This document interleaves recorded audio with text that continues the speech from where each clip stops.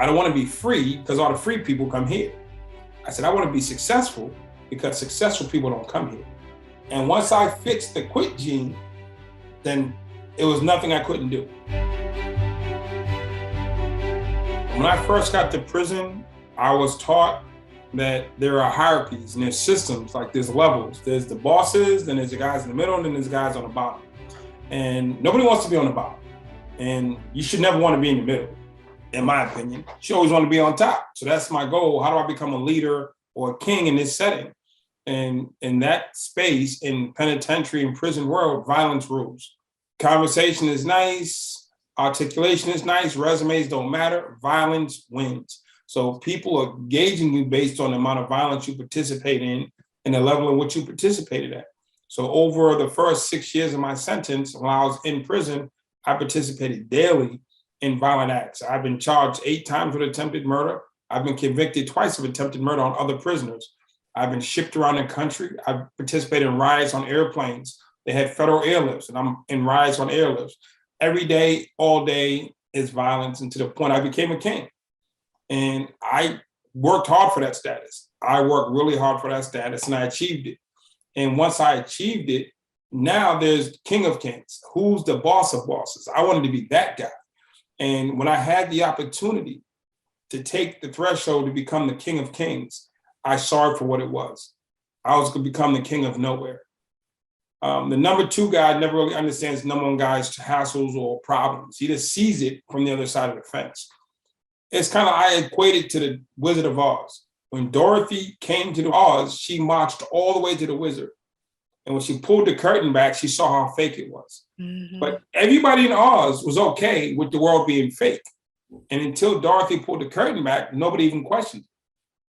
I pulled the curtain back because I was about to sit in that chair and I saw it was a fake chair. And I don't subscribe to something that's not real. It didn't bode well with my spirit. I was extremely disappointed because I had such high hopes and expectations and of what this was supposed to be, and it wasn't. And I at Genius this weekend, I forget who it was. Somebody said, if you want something to change, it's not the things that you go through, it's the person that goes through them. So exactly. You got to change you. If you don't like yourself as a rookie, you're not going to like yourself at the end of the year. If you like yourself going in the door, you're not going to like yourself coming. Achievements don't change the person. And I was an unhappy person chasing achievements. Yeah. And that's when I said, this doesn't work. And I had to come up with another plan. Because I had one plan, be the King of Kings. Now that I don't want to be King of Kings, I see what it is. I said, what am I going to do next? And I said, well, don't want to be in jail. Prison doesn't work if you can't be crazy. It doesn't make sense. So I said, I want to go home. First, I said, I want to go home. Then I looked around at all the whites, blacks, Spanish, Asian guys who did time. Everybody went home and everybody came back. Yes. I said, freedom doesn't work. I don't want to be free because all the free people come here. I said, I want to be successful because successful people don't come here. And I did do successful people go to college. So I said, I'll go home and go to college. I picked a school called Harvard University. I said, I'll go home and go to Harvard. It was literally that simple. It was simple for you, but it wasn't well received, was it, Andre? It wasn't. It was hard to be received because other people understood the journey. I didn't understand what it took to get there. I just thought that's where I needed to be. Yeah. Other people saw the hurdles. They saw the valleys. They saw the obstacles. I just saw the destination. And I'm like, okay, that's my destination. And I'm not worried about the path or the road. It's just what you have to walk. And I just started walking. And everybody told me I couldn't go to Harvard because I was Black, I was a gang member, I was violent, I got 100 years in prison. They told me all the reasons I couldn't go.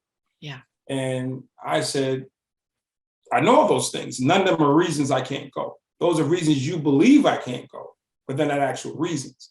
Yeah. Then I went and I made a list of the things that were stopping me from getting there. And being Black wasn't one of them. I couldn't. So not having a GED was one of them.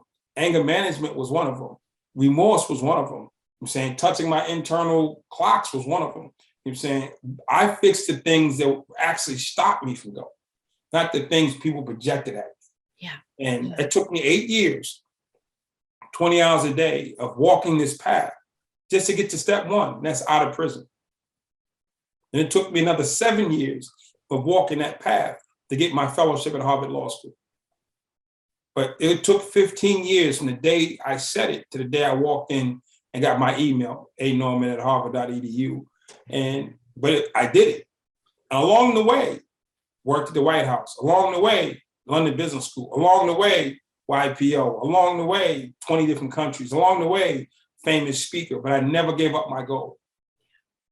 And I find again that you said that here during our conversation, and you certainly said it in your book about you were a quitter. But that what you just described is not someone who quits.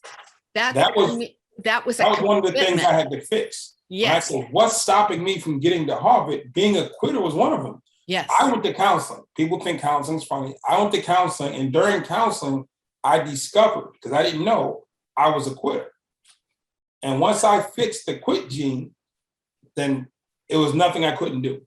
Yes. Yeah. Yeah. You are an unstoppable force of hope, Andre.